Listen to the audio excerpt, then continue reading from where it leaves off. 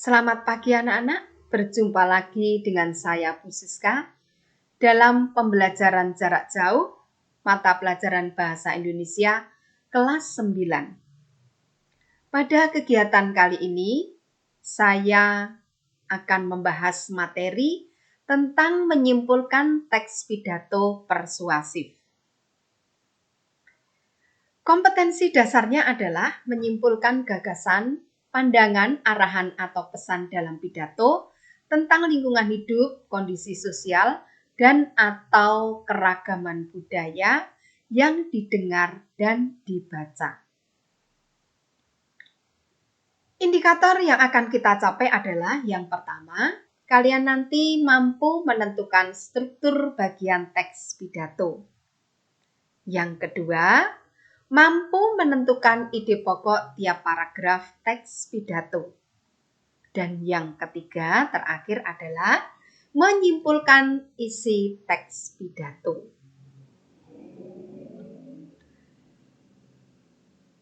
Kali ini akan saya singgung sedikit tentang struktur teks pidato.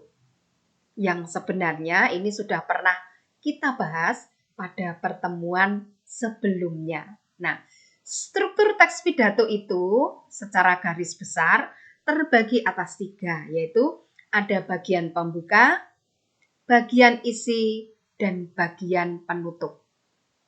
Masing-masing bagian ini memiliki bagian lagi. Ya.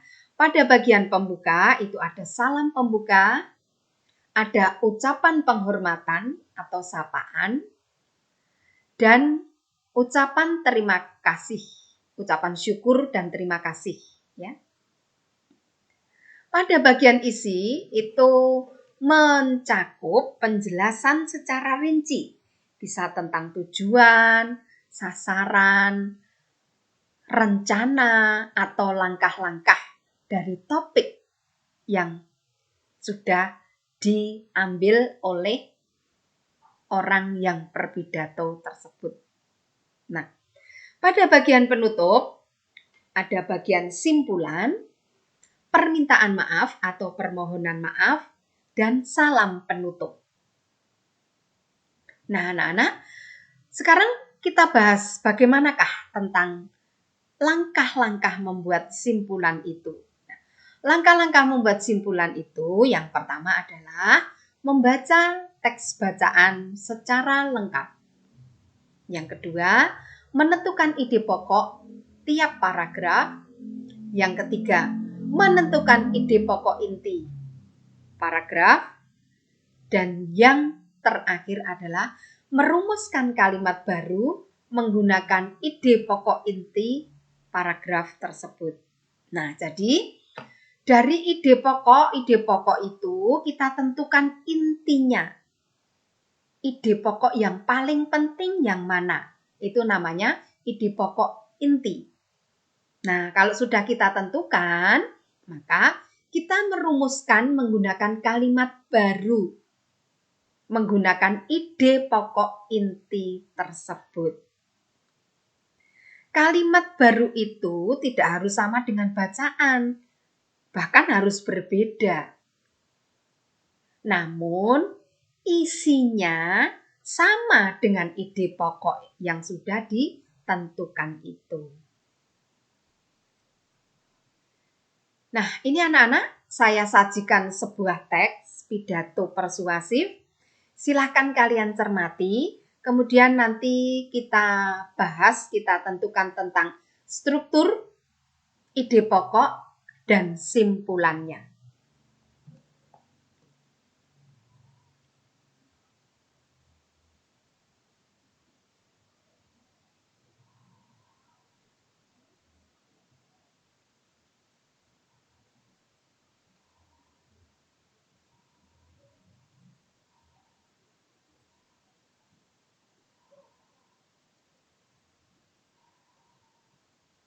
Nah, itu anak-anak tadi teks pidato persuasif yang akan kita bahas kali ini sebagai contoh ya. Nih, yang pertama tadi ada tayangan seperti ini.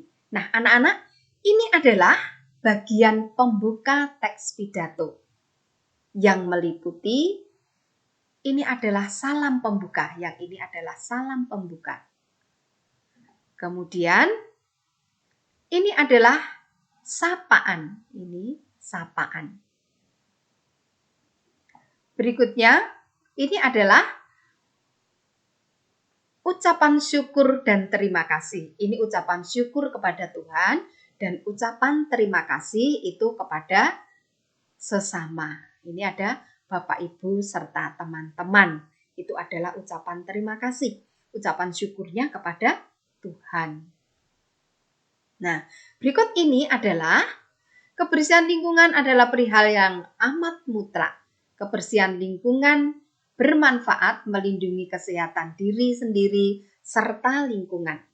Lingkungan yang sehat dapat meminimalisir penyebaran penyakit serta dapat memberikan kenyamanan waktu ada di lingkungan tersebut. Nah, ini adalah bagian isi. Berikutnya, ini juga isi, bagian isi. Nah, yang ini adalah bagian penutup. Penutup itu terdiri dari simpulan. Nah, ini karena menjaga kebersihan lingkungan amat mutlak untuk menciptakan lingkungan yang sehat serta nyaman, marilah kita bersama-sama mewujudkannya. Itu adalah simpulan. Kemudian ini adalah permohonan maaf. Dan yang terakhir ini adalah salam penutup. Nah, itu anak-anak tentang struktur teks pidato. Nah, sekarang kita menginjak pada bagian kedua adalah menentukan ide pokok. Nah, anak-anak, bagaimanakah cara kita menentukan ide pokok itu? Pada pelajaran kelas 7 dan 8 itu sudah dibahas materi tentang cara menentukan ide pokok. Yang harus kita ingat bahwa dalam satu paragraf hanya ada satu ide pokok. Dalam satu paragraf itu biasanya terdiri dari beberapa kalimat. Nah, ada satu kalimat yang cakupannya lebih luas. Itu disebut kalimat utama. Kalimat yang lain itu adalah kalimat penjelas. Nah, ide pokok itu terdapat di dalam kalimat utama. Nah, kalau di dalam kalimat penjelas terdapat ide penjelas. Jadi, supaya kita bisa menentukan ide pokok, kita harus tahu mana kalimat utamanya. Nah, ciri kalimat utama itu adalah kalimat yang memiliki cakupan lebih luas atau kalimat yang menjiwai kalimat-kalimat dalam satu paragraf. Nah, kalau kita lihat pada paragraf ini, kebersihan lingkungan adalah perihal yang mutlak. Kebersihan lingkungan bermanfaat melindungi kesehatan diri sendiri serta lingkungan. Nah, pada paragraf ini, kalimat yang memiliki cakupan lebih luas adalah kalimat yang pertama, yaitu kebersihan lingkungan adalah perihal yang mutlak. Nah, maka di sini inilah terkandung ide pokok. Kita ingat bahwa untuk merumuskan ide pokok itu, kita menggunakan frase nomina, menggunakan frase benda. Nah, apa ide pokoknya dalam paragraf ini? Nah, paragraf ini ide pokoknya adalah perihal mutlak dalam kebersihan lingkungan. Berikutnya, pada paragraf berikutnya, ini ide pokoknya yang mana? Nah, kita cari kalimat yang paling umum, kalimat yang mencakup atau menjiwai kalimat-kalimat dalam satu paragraf ini yang mana? Nah, kalimat yang paling umum itu adalah ada pada kalimat yang pertama ini. Apa ide pokoknya? Nah, dari kalimat itu, lingkungan menjadi faktor pendorong kesuksesan sistem belajar mengajar di kelas. Ide pokoknya kita rumuskan dalam frase benda. Nah, ini ide pokoknya. Faktor pendorong kesuksesan belajar. Nah, itu anak-anak. Tadi paragrafnya kan hanya ada 2 paragraf isi. Maka ide pokoknya juga ada 2. Nah, sekarang kita sampai pada tahap ketiga yaitu menyimpulkan. Nah, kita lihat lagi ide pokoknya tadi ada 2. Karena paragraf isinya ada 2. Maka ide pokoknya juga ada 2. Yang pertama adalah perihal mutlak dalam kebersihan. Dan yang kedua, ini yang pertama ya. Yang kedua adalah faktor pendorong kesuksesan belajar. Nah, dari 2 ide pokok ini, paragraf yang paling penting adalah ide pokok yang paling inti ada pada ide pokok yang kedua. Nah, ini ide pokok intinya adalah faktor pendorong kesuksesan belajar. Nah, sekarang kita rumuskan simpulannya. Caranya yaitu dengan merumuskan kalimat baru menggunakan patokan ide pokok yang sudah kita tentukan ini. Ide pokok inti yang sudah kita tentukan. Misalnya seperti apa? Nah, misalnya seperti ini anak-anak. Nah, kebersihan lingkungan menentukan keberhasilan proses belajar mengajar di sekolah. Nah, kalimat ini dirumuskan berdasarkan ide pokok inti. Berikut, sekarang saya berikan teks yang kedua, ya. Ini silahkan kalian berlatih sendiri, ya. Kalian silahkan berlatih untuk teks yang kedua ini.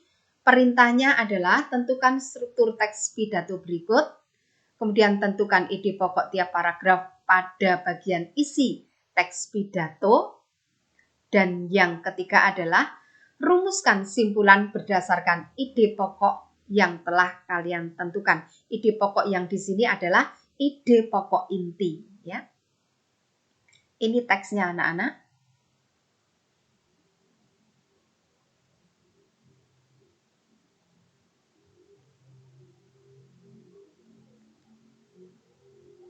Tentukan strukturnya,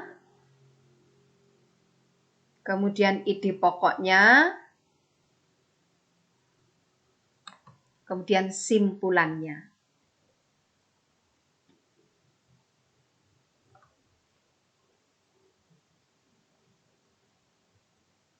Nah, anak-anak, coba kita bahas, ya. Ini, pada bagian ini. Pada bagian ini adalah bagian pembuka yang terdiri dari salam pembuka, sapaan atau ucapan penghormatan, ya. Kemudian ini adalah ucapan syukur dan terima kasih. Nah, ini adalah bagian isi. Isinya ada 1, ya. 1 paragraf. Ini paragraf yang pertama bagian isi. Berikutnya ini juga bagian isi. Yang ini juga bagian isi. Nah, ini juga bagian isi. Nah, jadi paragraf isinya ada 4. Ya. Nah, ini adalah bagian penutup. Bagian penutup, yang ini adalah bagian simpulan. Ya. Ini adalah bagian permohonan maaf. Dan ini adalah selamat pagi. Itu adalah salam penutup. Nah, sekarang kita tentukan ide pokoknya. Nah, apa ide pokoknya dalam paragraf isi pada bagian ini. Di Indonesia, jumlah pengguna narkoba begitu besar.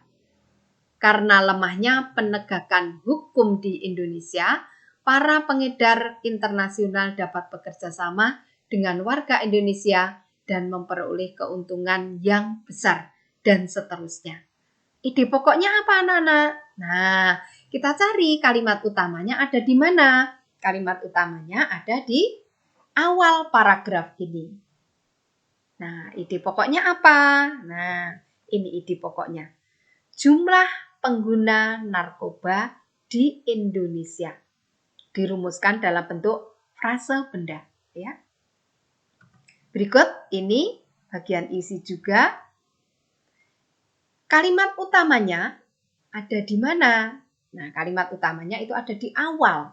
Nah, jadi ide pokoknya adalah program pencegahan penyalahgunaan penggunaan narkoba. Itu ide pokoknya. Program pencegahan penyalahgunaan penggunaan narkoba. Pada bagian ini, ide pokoknya apa? Nah, tentukan dulu kalimat utamanya di mana.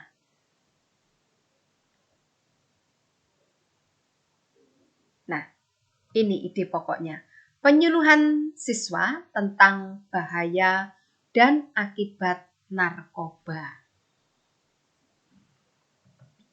Nah, ini yang terakhir kelihatannya ya. Biasanya pengedar maupun dan seterusnya. Ide pokoknya apa? Nah, kalimat intinya, kalimat utamanya itu ada pada bagian terakhir ini.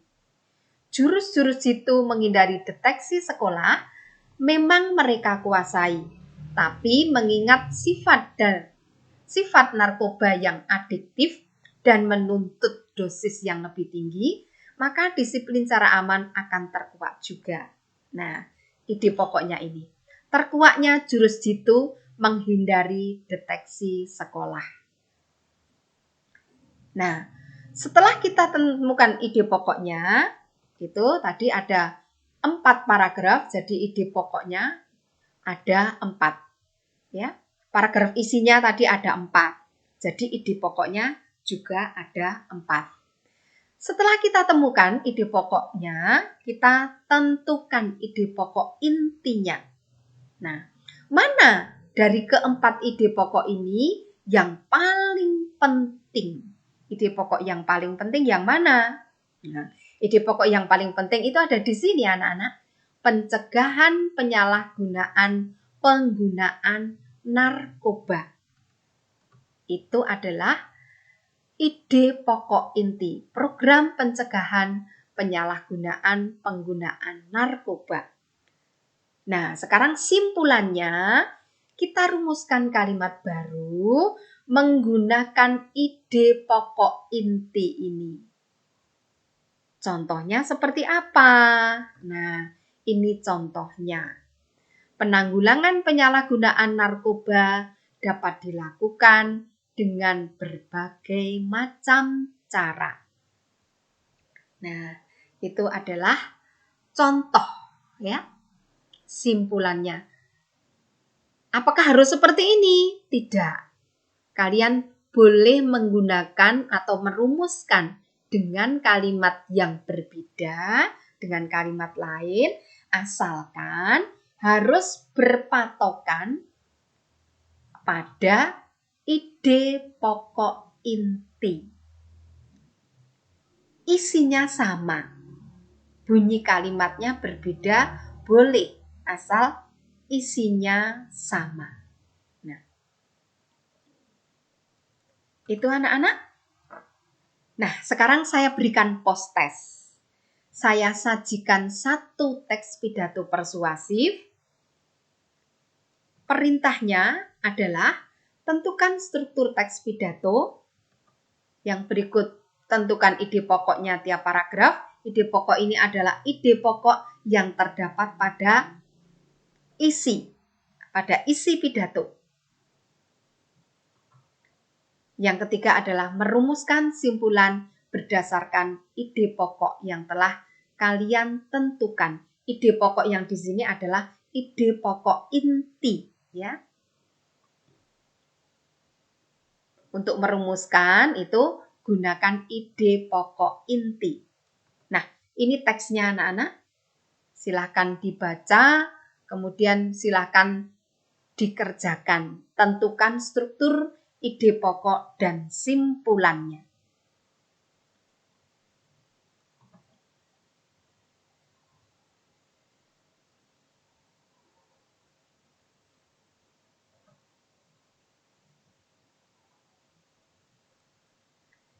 Sekali lagi, perintahnya adalah tentukan struktur, ide pokok, dan simpulan. Untuk membuat simpulannya, kalian harus tentukan dulu ide pokok intinya.